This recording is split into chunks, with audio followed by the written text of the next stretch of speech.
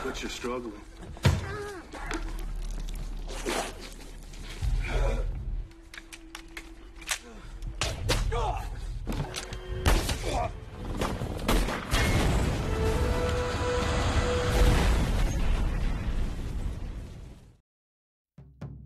Halo, apa kabar semua? Semoga kalian semua sehat. Kali ini saya akan menceritakan film berjudul Shooter yang pastinya sangat seru dan disukai oleh kalian para pecinta film action. Bercerita tentang seorang sniper terbaik yang dikhianati oleh pemerintahannya sendiri. Oke, tanpa berlama-lama kita gaskan saja ke ceritanya.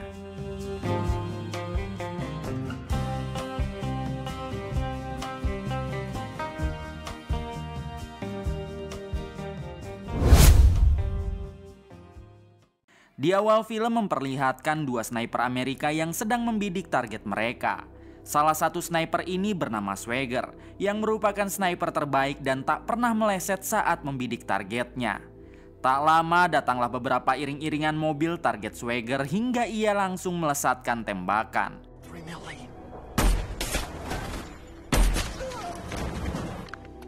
Namun tanpa mereka sadari ada satu helikopter kelompok musuh yang langsung menyerang balik Swagger dan rekannya.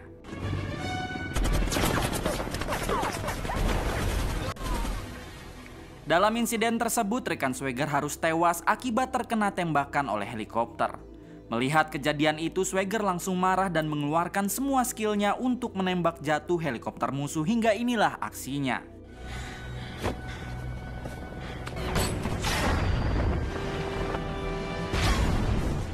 Tiga tahun kemudian memperlihatkan Swagger yang memilih pensiun dari militer. Selama ini Swagger hanya ditemani oleh seekor anjingnya dan hidup menjauh dari keramaian.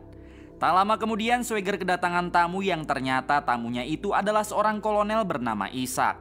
Di sini Isaac menjelaskan kepada Swagger kalau dirinya sedang membutuhkan bantuan Swagger untuk melindungi sang presiden. Tugas Swagger hanyalah melindungi sang presiden dari jarak jauh karena beberapa hari lagi presiden akan berpidato di tempat terbuka.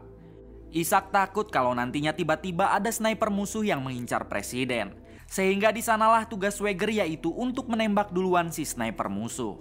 Swagger mengatakan kenapa harus dirinya yang dipilih. Bukankah sekarang Amerika mempunyai sniper muda yang handal? Isaac menjawab kalau mereka semua tidak dapat diandalkan dan tidak sehebat Swagger. Mendengar hal tersebut, Swagger meminta dulu waktu untuk mempertimbangkan misi itu dan ia akan mengabari Isaac besok siang. Yeah. Father had one, didn't he? It's a slow draw you got there. You want to use your low gear going down the road and brakes will go. Setelah Isaac pergi, Swagger hanya bisa melamun sembari memikirkan tawaran dari Isaac. Hingga di keesokan paginya Swagger mengasah kembali kemampuan menembaknya karena ternyata Swagger memilih untuk menerima tawaran dari Isaac.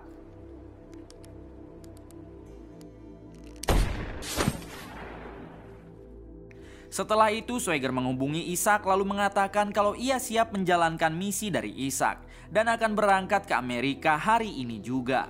Sebelum berangkat, Swagger pun menitipkan dulu anjing kesayangannya di penitipan hewan lalu ia bergegas pergi ke Amerika menggunakan pesawat. Sesampainya di sana, Swagger langsung dijemput oleh Isaac si kolonel dan mereka langsung melihat-lihat lokasi yang nantinya sang presiden akan berpidato di tempat tersebut. Terlihat Swagger yang segera mencari posisi terbaiknya untuk melindungi sang presiden dan memperhitungkan posisi sniper musuh yang kemungkinan besar sedang mengincar sang presiden. Keesokan harinya iring-iringan mobil presiden pun terlihat datang karena tepat di hari ini sang presiden akan berpidato. Terlihat juga Swagger yang sudah berada di posisinya untuk melindungi presiden. Di sini Swagger sempat merasa ada yang aneh karena salah satu polisi anak buah Isaac malah terus saja berada di belakangnya. Namun Swagger mengabaikan itu semua dan tetap mengawasi sang presiden hingga tiba-tiba polisi korup itu juga menembak si menteri pertahanan sampai tewas yang berada tepat di samping sang presiden. Untungnya Swagger hanya tertembak di bagian lengannya sehingga ia langsung melarikan diri. Terungkap fakta kalau ini semua adalah rencana Isaac si kolonel yang bertujuan ingin menghabisi si menteri pertahanan dan mengkambing hitamkan Swagger sebagai pelakunya. Namun karena Swagger berhasil melarikan diri, si kolonel menjadi panik dan langsung mengerahkan semua anak buahnya untuk memburu Swagger.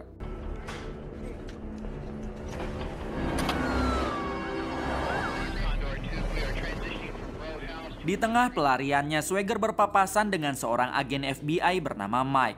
Mike yang mendengar kabar tentang Swagger yang telah menembak Menteri Pertahanan, ia pun langsung menghentikan Swagger. Namun dengan mudah Swagger berhasil memojokkan Mike kemudian memborgolnya.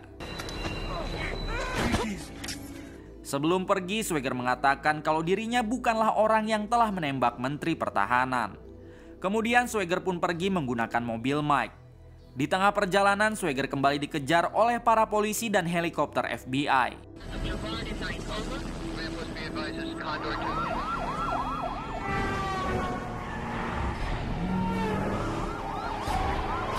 Swagger yang merasa terpojok, ia pun menyemplungkan mobilnya ke laut, lalu kabur sembari menggelantung di kapal laut yang melintas.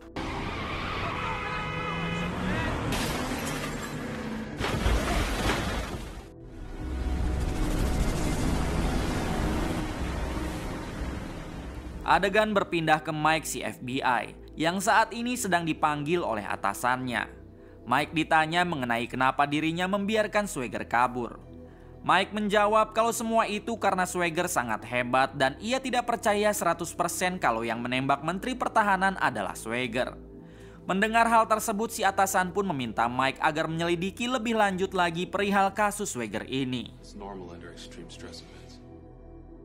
Di sisi lain memperlihatkan Swagger yang kini mendatangi rumah untuk bersembunyi sementara waktu. Ternyata pemilik rumah itu adalah seorang wanita bernama Sarah, yang merupakan istri mendiang dari sahabat Swagger yang dulu gugur ketika adegan di awal film. Di sini Sarah sempat menolak kedatangan Swagger karena berita tentang Swagger yang sedang dicari telah menyebar. Namun Swagger bersumpah kalau dirinya bukan pelaku penembakan Menteri Pertahanan dan ia akan menceritakannya nanti. Pada akhirnya Sarah percaya lalu mengizinkan Swagger masuk.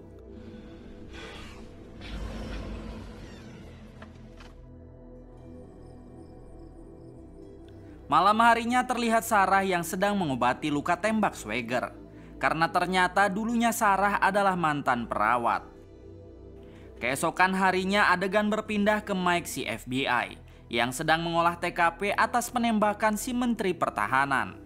Di sini Mike semakin yakin kalau penembak itu bukanlah Swagger. Karena peluru yang ada di sana berbeda dengan peluru yang selalu Swagger gunakan.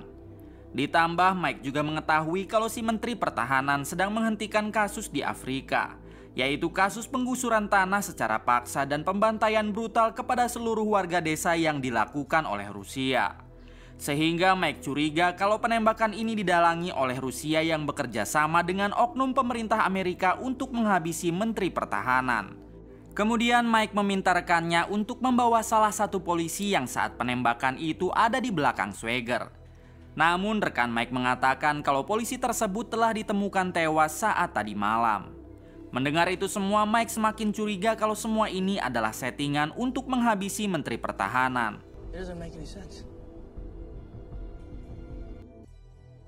Di sisi lain memperlihatkan Swagger yang sedang meminta bantuan Sarah untuk mendatangi Mike. Di sini Swagger menitip pesan untuk Mike yang mengajaknya bertemu di suatu tempat. Tak lama kemudian Sarah pun mendatangi Mike yang sedang ngopi di salah satu kafe. Di sini Sarah langsung mengatakan kalau Swagger mengajaknya bertemu di suatu tempat dan lokasinya akan dikirim ke ponsel Mike. Mendengar itu semua tentu Mike menyetujuinya dan akan segera pergi ke tempat tersebut. Namun ketika di perjalanan tiba-tiba Mike diculik oleh beberapa orang yang merupakan anak buah Ishak si kolonel. Ternyata Ishak sudah mengetahui kalau Mike telah mencurigai kasus ini, sehingga ia pun memerintah beberapa anak buahnya untuk menghabisi Mike. Terlihat Mike yang disiksa lalu akan segera dieksekusi, namun tiba-tiba inilah yang terjadi. Ternyata itu adalah Swagger yang berniat untuk membantu Mike. Swagger lalu menjelaskan kalau ini semua adalah ulah Ishak si kolonel. Ishak sengaja mengambing hitamkan Swagger untuk menghabisi Menteri Pertahanan karena dirinya telah bekerja sama dengan kolonel Rusia yang sedang menjajah pedesaan Afrika. Setelah itu Swagger mengajak Mike pergi ke salah satu mantan sniper senior, yaitu untuk mencari bukti atas semua kejahatan Ishak.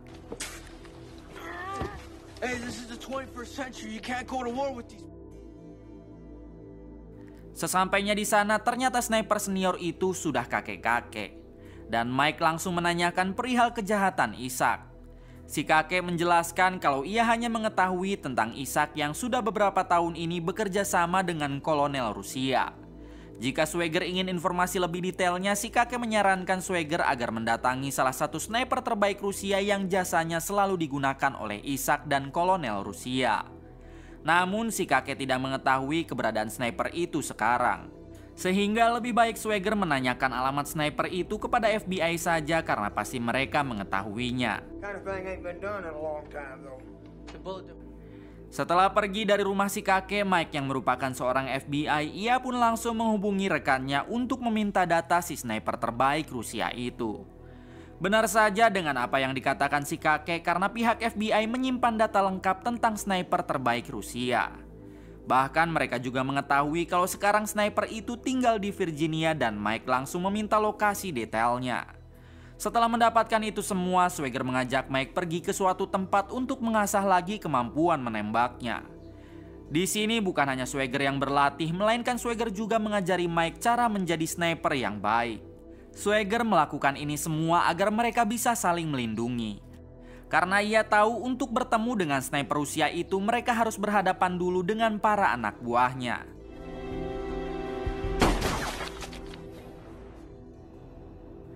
Malam harinya adegan berpindah kepada Sarah yang kini sedang berada di rumahnya. Di sini Sarah mendengar suara mencurigakan sehingga ia langsung mengeceknya keluar. Ketika dicek tiba-tiba Sarah dibekam dari belakang, yang ternyata orang itu adalah orang suruhan dari Ishak si kolonel. Rupanya Ishak telah mengetahui kalau Sarah telah membantu Swagger, sehingga ia menculik Sarah untuk memancing Swagger agar menyerahkan diri. Keesokan harinya adegan kembali ke Swagger dan Mike, yang kini mereka sudah berada di dekat rumah si sniper Rusia. Di sini Swagger yang akan masuk ke dalam, sementara Mike bertugas menjadi sniper untuk melindungi Swagger. Tak lama Swagger langsung melumpuhkan beberapa tentara yang menjaga si sniper Rusia dari jarak dekat.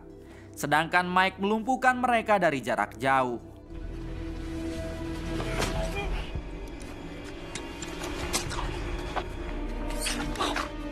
Tak lupa Swagger juga memasangkan beberapa bom jebakan sebagai antisipasi jika pasukan musuh tiba-tiba berdatangan.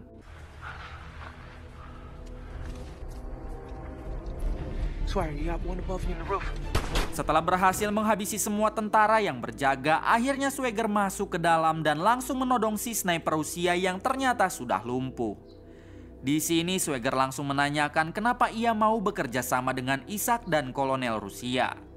Si sniper yang sudah tidak bisa berkutik, ia pun berkata jujur dengan mengatakan kalau ini semua demi uang karena hanya mereka mau membayarnya dengan sangat mahal. Sudah dari sejak lama Ishak dan kolonel Rusia bekerja sama, yaitu merebut beberapa lahan yang ada di desa terpencil di Afrika. Para warga yang menolak akan dibantai habis tanpa belas kasihan. Menteri Pertahanan Amerika berencana akan menangani kasus itu, sehingga Ishak dan kolonel Rusia menginginkan sang Menteri Pertahanan tewas. Mulai dari sanalah mereka mempunyai ide untuk mengambing hitamkan Swagger sebagai mantan sniper Amerika yang sudah pensiun. Yang padahal penembak sang Menteri Pertahanan adalah si sniper Rusia itu sendiri dari jarak yang tidak terlalu jauh. Ternyata semua percakapan itu sudah direkam oleh Swagger sehingga sekarang ia mempunyai bukti kuat untuk membongkar semua kebejatan Ishak. Setelah menjelaskan itu semua, si sniper Rusia malah memilih untuk melakukan hal konyol ini. Dikarenakan setelah ini ia pasti diburu oleh Ishak dan kolonel Rusia. Di waktu yang sama tiba-tiba datang pasukan tentara anak buah Ishak sehingga terjadi aksi tembak-tembakan.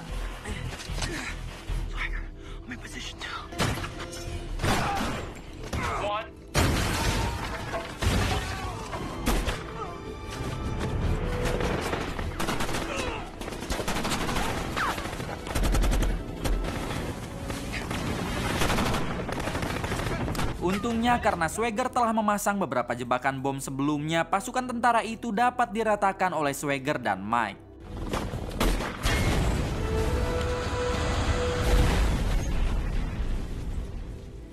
Keesokan harinya Swagger menghubungi Ishak si kolonel.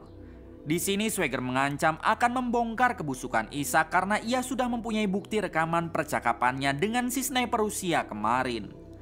Mendengar hal tersebut, Ishak langsung balik mengancam kalau Swagger sampai melakukan hal itu maka dirinya tidak akan segan-segan menghabisi Sarah yang kini sudah diculik olehnya. Swagger yang tak mau Sarah menjadi korban, ia pun membuat kesepakatan dengan Ishak yaitu menukar rekaman suara itu dengan Sarah. Namun Swagger menginginkan Ishak datang dengan si kolonel Rusia yang selama ini telah bekerja sama dengannya. Pada akhirnya Ishak setuju dan langsung memberikan titik koordinat pertemuan mereka nanti besok siang. Where are we meeting? Somewhere I can see you. Keesokan harinya terlihat Ishak yang sudah sampai di lokasi pertemuan sambil membawa Sarah. Ternyata mereka bertemu di gurun salju yang cukup jauh dari pemukiman. Terlihat juga si kolonel Rusia yang ada di sana, yang selama ini telah bekerja sama dengan Ishak.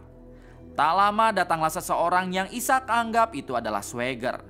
Dengan liciknya ternyata Ishak telah menyimpan beberapa sniper di tempat itu dan langsung menembaki orang yang dikiranya Swagger. Namun ternyata itu bukanlah Swagger, karena Swagger sudah tahu betul kalau Ishak akan licik seperti ini. Swagger sendiri masih bersembunyi di balik salju dan ia langsung menghabisi semua sniper suruhan Ishak yang ada di sana.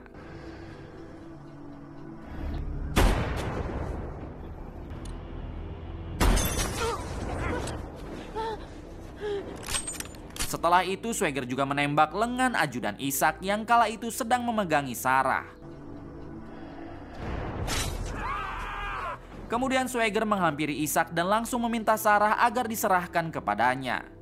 Ishak dan si kolonel pun meminta rekaman suara itu diserahkan dulu dan setelah itu ia berjanji kalau mereka tidak akan pernah lagi ada urusan. Dengan cepat Swagger langsung membakar bukti rekaman suara itu karena Swagger juga ingin segera pergi. Namun ketika bukti rekaman itu sudah dibakar, tiba-tiba Ishak tertawa dan mengatakan kalau Swagger sebentar lagi akan mendekam di penjara. Di waktu yang sama datanglah beberapa helikopter FBI suruhan Ishak untuk menangkap Swagger. Namun terlihat Swagger tetap tenang, karena ia yakin kalau FBI akan mempercayainya mengingat ada Mike yang merupakan salah satu anggota FBI di sana. Pada akhirnya Swagger dibawa dan para FBI itu meminta Swagger untuk menjelaskan saja nanti di persidangan. Beberapa hari kemudian terlihat Swagger yang akan menjalankan persidangan untuk membuktikan dirinya bersalah atau tidak. Terlihat juga di sana ada Ishak si kolonel korup yang akan menjadi lawan sidang dari Swagger. Di sini Swagger langsung menjelaskan kalau dirinya bukanlah pelaku yang menembak Menteri Pertahanan. Hal itu bisa dibuktikan dengan peluru senapan Swagger yang berbeda dengan peluru yang menembak sang menteri. Kemudian Swagger mengatakan kalau ini semua adalah perbuatan Ishak yang telah bekerja sama dengan kolonel Rusia. Bahkan Mike yang ada di sana sampai memberikan bukti foto atas kekejaman Ishak dan kolonel Rusia yang sedang membantai penduduk desa di Afrika. Namun sang hakim tidak bisa menangkap Ishak dan kolonel Rusia dikarenakan urusan itu di luar pemerintahan Amerika. Mendengar hal tersebut, Ishak langsung tersenyum dan berbisik kepada Swagger kalau Swagger tidak akan pernah bisa menangkapnya. Setelah Ishak pergi, sang hakim mengatakan kalau Swagger juga dinyatakan tidak bersalah karena tidak terbukti telah menghabisi Menteri Pertahanan. Kemudian sang hakim akan membebaskan Swagger dan berpesan jika Swagger dendam kepada Ishak maka ia bisa membalasnya dengan caranya sendiri. Mendengar hal tersebut tentu Swagger mengerti dengan apa yang harus dilakukannya sekarang. Beberapa hari setelah itu terlihat Ishak si kolonel Rusia dan para antek-anteknya sedang berpesta merayakan kemenangan karena telah berhasil menghabisi Menteri Pertahanan. Mereka juga menertawakan usaha Swagger yang telah mencoba menghalangi rencana mereka. Di waktu yang sama tiba-tiba ada salah satu anak buah Ishak terjatuh dari atap dengan kondisi sudah koat. Ternyata itu adalah ulah Swagger yang kini sudah berada di sana untuk menghabisi mereka semua. Kemudian tanpa kata ampun Swagger langsung menghabisi Ishak si kolonel Rusia dan para antek-anteknya. Setelah itu Swagger keluar dan langsung meledakkan rumah tersebut.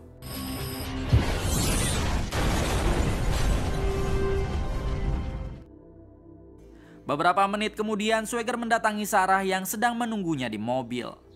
Di sini Swagger memutuskan untuk membawa Sarah, bahkan ia akan hidup bersamanya sebagai pengganti mendiang suami Sarah. Kemudian film pun tamat. Terima kasih yang sudah menonton sampai akhir. Semoga kalian dan keluarga selalu diberikan kesehatan dan rezeki yang berlimpah. Salam untuk semuanya dari Hampura Film.